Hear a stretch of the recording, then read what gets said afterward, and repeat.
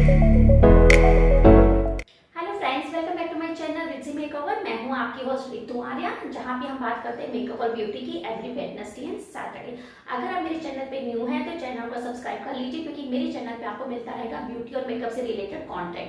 अभी तक हमने मेकअप की ऑलमोस्ट 20 क्लासेस पूरी कर ली हुई है, जिसमें मैंने A to Z डिटेल में थ्योरी की सारी क्लासेस कवर की हुई है। एक एक स्टेप के ऊपर मैंने थ्योरी की आपको क्लास दी हुई है, ताकि आपको पता चल सके कि सारी थ्योरी किस बेस पे होती है, क्या उसका प्रैक्टिकल इम्पैक्ट होता है, इम्प्लीमेंट करने के टाइम पे हमें क्या क्या चीज़ें डूज हैं, क्या डोंट्स हैं, क्या क्या फॉलो करनी चाहिए, क्या नहीं करना चाहिए, और टेक्निक्स क्या होती है या स्टेप बाय स्टेप उसका डिटेल क्या होती है। तो इसलिए सारी चीज़ें मैंने थ्योरी में कवर की हुई हैं। लेकिन एक मोस्ट इंपॉर्टेंट बात है कि जो बहुत सारे कन्फ्यूजन लोगों में क्रिएट हो जाती है, बहुत सारी गर्ल्स या लेडीज को ये कन्फ्यूजन हो जाती है कि स्टेप्स तो बहुत सारे हमारे, प्रोडक्ट्स बहुत सारे हैं मेकअप के लिए करने के लिए, लेकिन स्टेप बाय स्टेप क्या प्रोसेस फॉलो होना चाहिए, ये बहुत बड़ी चीज है जो सबको पता होनी चाहिए। बहुत सारे प्रोडक्ट्स हैं, कोई पहले कुछ अप्लाई करते हैं, कोई सेकंड नंबर पे कुछ अप्लाई करते हैं, लेकिन जो मेन बेसिक फॉर्मूला है स्टेप बाय स्टेप करने का, वो कौन सा प्रोडक्ट फॉलो होना चाहिए, तो इसी के ऊपर मैं आज आपको क्लास देने वाली हूँ। इसके बाद फिर हम प्रैक्टिकल की क्लासेस शुरू करेंगे। इससे पहले कि हम आज की क्लास शुरू करें, अगर आपको मेरा वीडियो अच्छे लगते हैं तो प्लीज लाइक कीजिएगा, मेरे चैनल को सब्सक्राइब कीजिएगा, और आपके जो फ्रेंड सर्कल में और भी गर्ल्स हो जिनको मेकअप के लिए इंटरेस्ट हो, उसको सीखना चाहते हो, तो ये फ्री क्लासेस है, तो प्लीज उनको भी मेरे चैनल के बारे में बताइएगा और सब्सक्राइब उनको भी शेयर कीजिएगा, ताकि वो भी सब्सक्राइब कर सके और नॉलेज ले सके। चलिए विदाउट वेस्टिंग एनी टाइम आज का वीडियो शुरू करते हैं।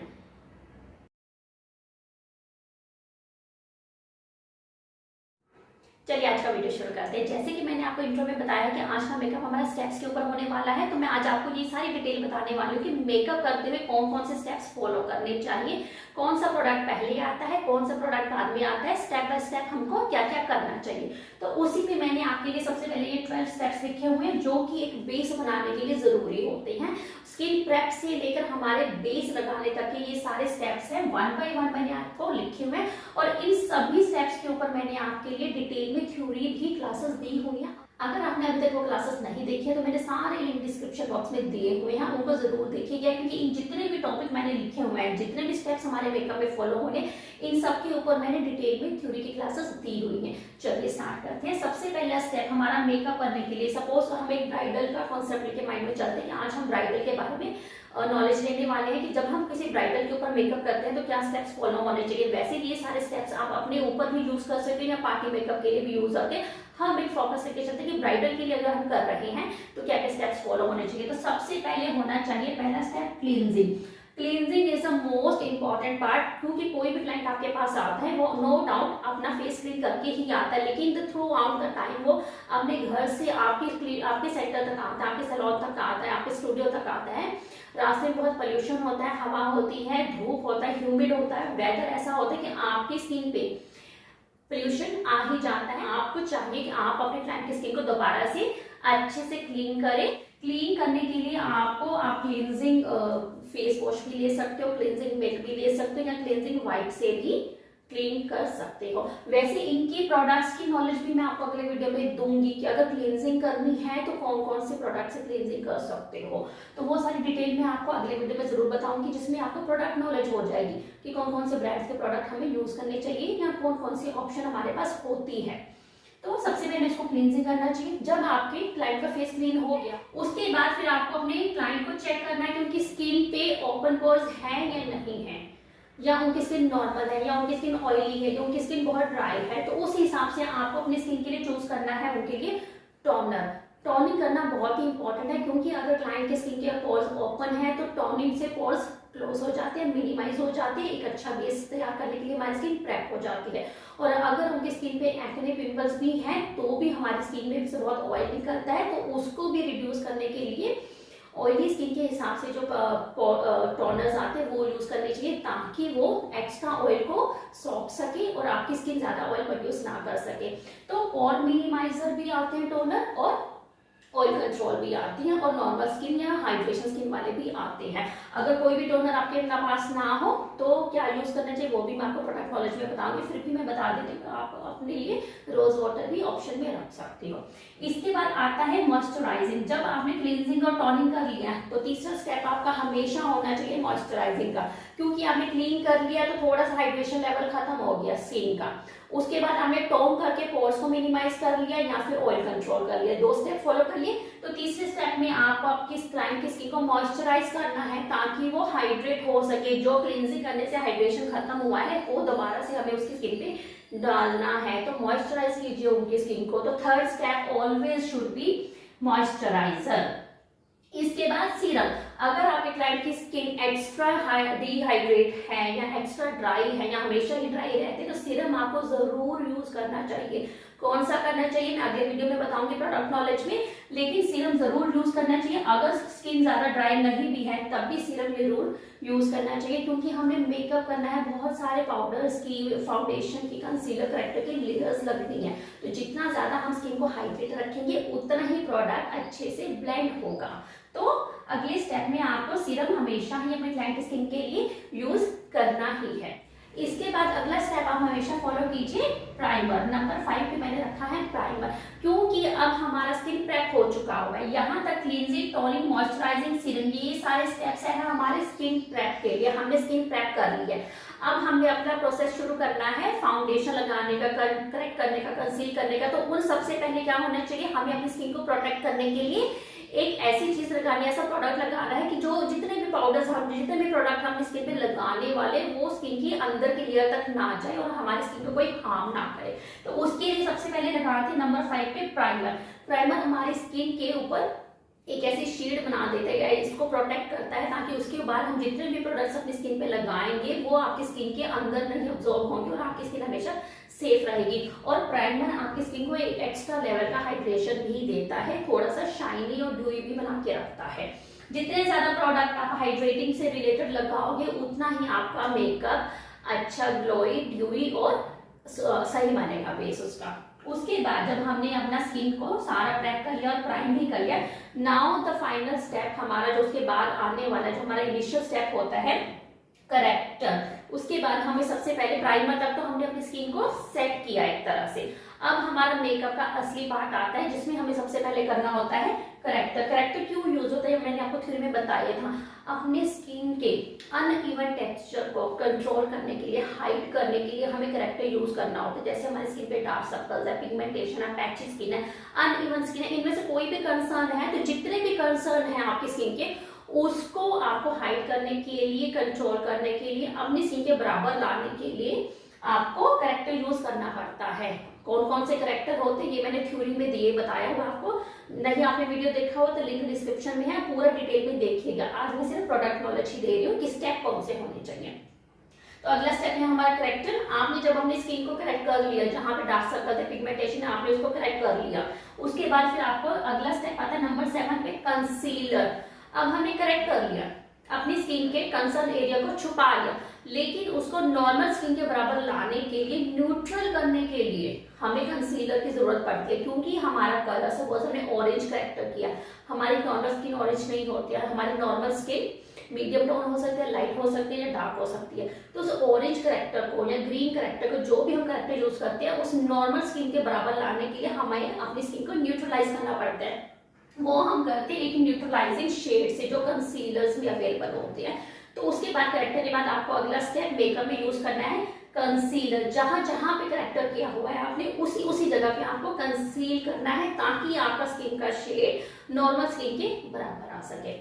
एंड फाइनली जब करेक्ट हो गया, कंसील हो गया, तो हमारा 8 स्टेप होना चाहिए फाउंडेशन। अब आप अपनी स्किन के हिसाब से चूज कीजिए कि कौन सी फाउंडेशन आपकी स्किन को सूट करती है, कौन सा कलर सूट करता है, आपकी अंडरटोन को, स्किन टोन को क्या चीज मैच करती है, उसके हिसाब से फाउंडेशन अच्छे से चूज कीजिए।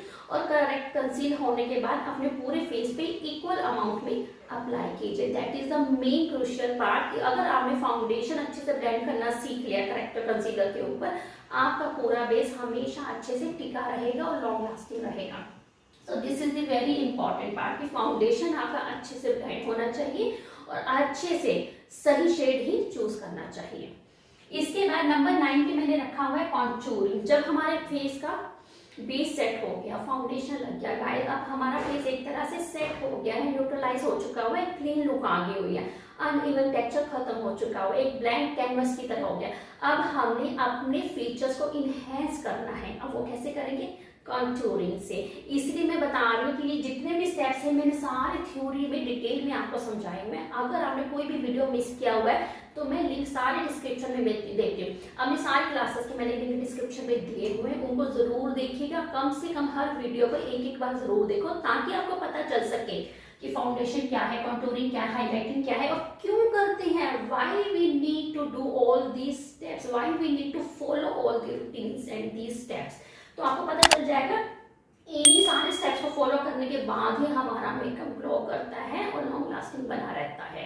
ठीक है, तो कंटूरिंग करना है, कंटूरिंग फाउंडेशन के बाद ही करना है और यहाँ पे कंटूरिंग आपको करना है क्रीम प्रोडक्ट से, क्योंकि फाउंडेशन भी हमारी क्रीमी होती है या लिक्विड ही होती है। उसके बाद हम डायरेक्टली अगर पाउडर कंटूरिंग करने लग जाएंगे तो वो शेड ज्यादा देर तक टिका नहीं रहेगा। तो सबसे पहले हमेशा क्रीम कॉन्टूर ही करें। ठीक है, और कॉन्टूर करने हम अपने फीचर्स को इनहेंस करते हैं, जहां जहां पे शेडिंग की जरूरत है शेडिंग करते हैं।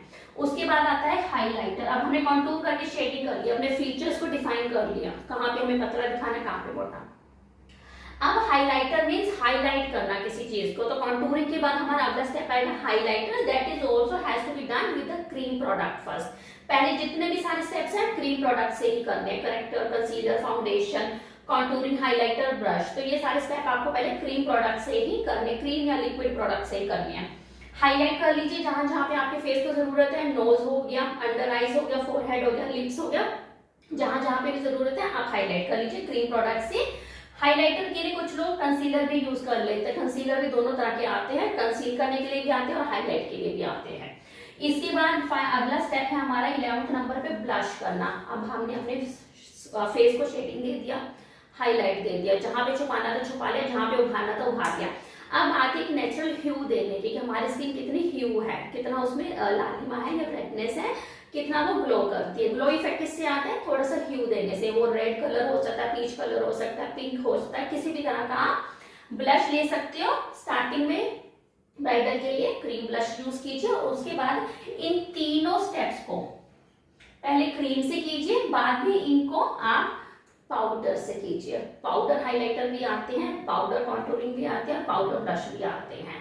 ठीक है, तो इन सबको फिर आप पाउडर, ब्लश, कॉन्टूरिंग और हाइलाइटर से सेट कीजिए। और लास्ट में जब ये सारे स्टेप आपके हो जाए तो 12 नंबर पे मैंने रखा हुआ पाउडर सेटिंग। ये मैंने इसीलिए रखा हुआ है ताकि आपका फाउंडेशन, कॉन्टूर, हाइलाइटर और ब्लश, ये चारों चीजें जो भी आपने क्रीम में की हैं या लिक्विड में यूज किया, अप्लाई किया है, उन सबको पाउडर से सेटिंग कीजिए। जब तक आप पाउडर से सेट नहीं करोगे आपका जो बेस है वो सेट नहीं होगा, क्योंकि क्रीम प्रोडक्ट को या लिक्विड प्रोडक्ट को सेट होने के लिए एक सॉलिड सोल्यूशन की जरूरत होती है। जब एक सॉलिड पाउडर आप कॉम्पैक्ट भी यूज कर सकते हो या लूज पाउडर भी, जब वो एक फॉर्मूला, पाउडर फॉर्मूला आपके लूज या आपका जो लूज पाउडर फॉर्मूला या कॉम्पैक्ट पाउडर फॉर्मूला आपके लिक्विड या क्रीम बेस के साथ मिलता है तो उसको स्ट्रॉन्ग करता है, सॉलिड कर देता है, तो आपका बेस वहीं पे सेट हो जाता है। तो अपने पूरे बेस को सेट करने के लिए नंबर 12 पे पाउडर सेटिंग। अब आप समझ ही गए होंगे कि क्या क्या स्टेप्स फॉलो होने चाहिए।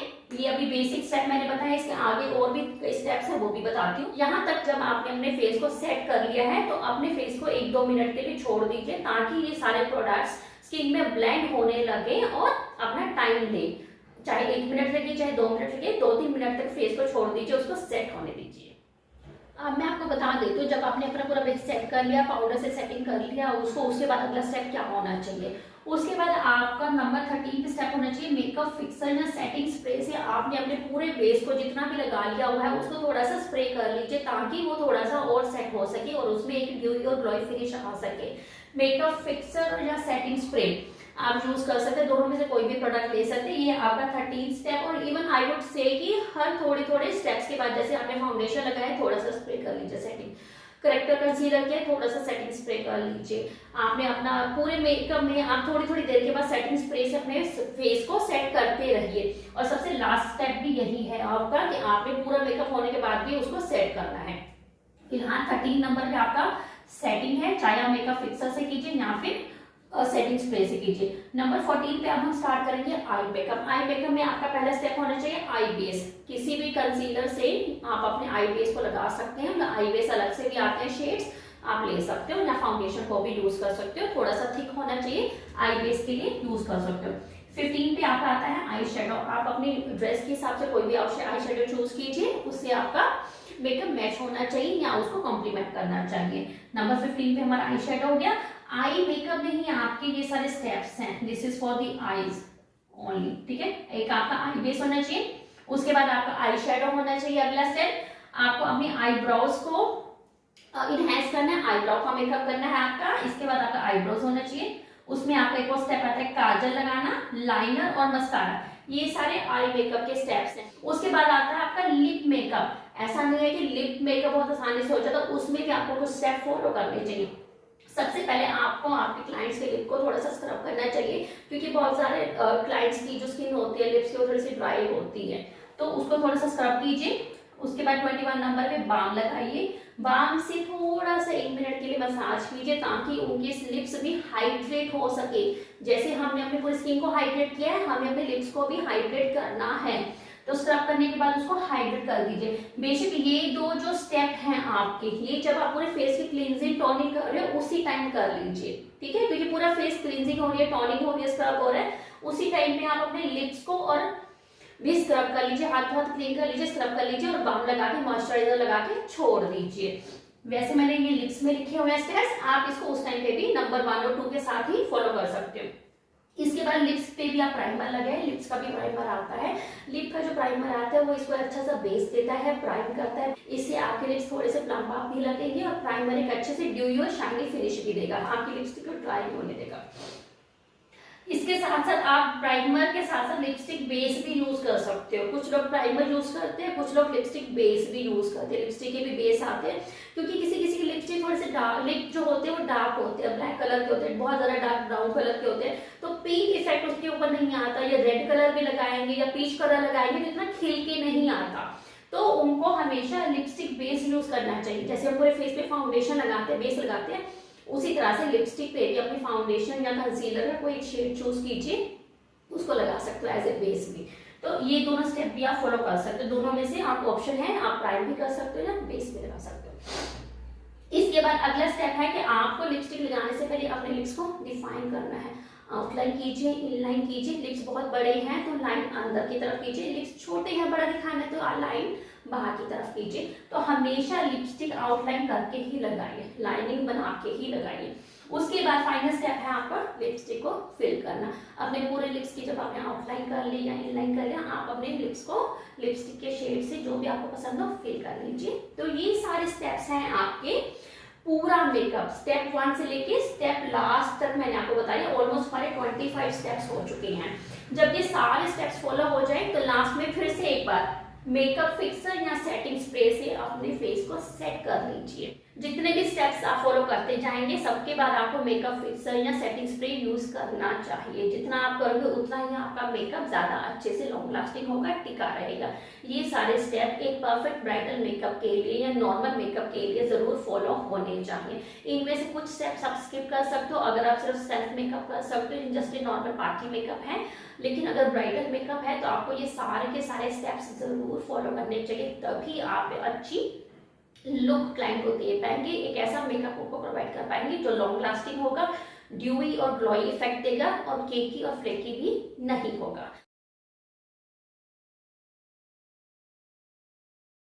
चलिए अब बात कर लेते हैं आज के मेकअप टिप की। आज का मेकअप टिप आपके लिए बहुत ही इंपॉर्टेंट होने वाला है। अगर ये टिप आपने फॉलो कर लिया तो आपका मेकअप कभी भी केकी नहीं पड़ेगा। आज का टिप आपके लिए ये है कि जब भी आप ये सारे स्टेप्स फॉलो करते हैं, स्टेप 1 से लेकर स्टेप 25 तक या इससे भी ज्यादा कोई भी स्टेप्स है, जितने भी फॉलो करते हैं, हर स्टेप के बाद आपको 1 से 2 मिनट तक वेट करना है।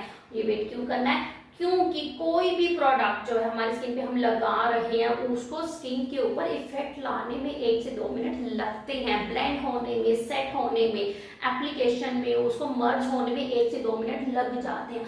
अगर हम फटाफट सारे स्टेप्स करते जाएंगे तो पुराना स्टेप हटता जाएगा, उसके ऊपर नया प्रोडक्ट चढ़ता जाएगा। लेकिन हमें ऐसा नहीं करना है। हमें हर स्टेप के बाद 1 से 2 मिनट का वेट करना है। जैसे हमने करेक्टर लगाया या स्टार्टिंग से देख लो, क्लींजिंग टॉनिक हमने कर लिया, मॉइस्चराइजर लगाया, वेट फॉर 1 मिनट। मॉइस्चराइजर को सेट होने दीजिए, फटाफट उसमें प्राइमर मत लगा लीजिए, सीरम मत लगा लीजिए। मॉइस्चराइज स्किन हुई नहीं है, हमने फटाफट ऊपर सीरम लगा लिया तो कहाँ से स्किन हाइड्रेट होगी? 1 मिनट के लिए छोड़ दीजिए स्किन को, फिर उसके बाद सीरम लगाइए। सीरम लगाइए, 1-2 मिनट के लिए छोड़ दीजिए। जब तक स्किन अच्छे से अब्जॉर्ब नहीं कर लेती प्रोडक्ट को, छोड़ दीजिए 1-2 मिनट के लिए। क्लाइंट को वेट करने के लिए बोलिए या फैन कर दीजिए।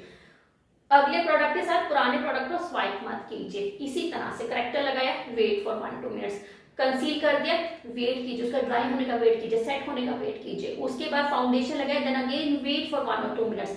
वेट कर करके 1-1, 2-2 मिनट का वेट रखेंगे, क्लाइंट को वेट करने के लिए बोलेंगे, सेट होने देंगे, तो ही आपका मेकअप अच्छे से होगा।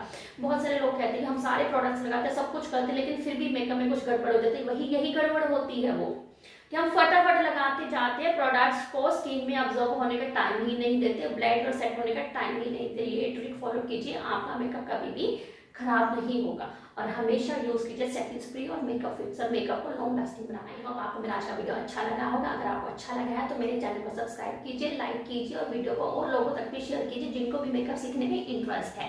आज के लिए इतना ही। अगले वीडियो में आपसे मिलूंगी एक नए टॉपिक के साथ, और आई होप अगला वीडियो में आपको प्रोडक्ट नॉलेज के ऊपर देने वाले, ताकि आपको सारे प्रोडक्ट की नॉलेज हो सके before we start the practical, कि कौन कौन से मार्केट में प्रोडक्ट्स अवेलेबल है और कौन कौन से हम अपने बजट के हिसाब से ले सकते हैं। Stay tuned with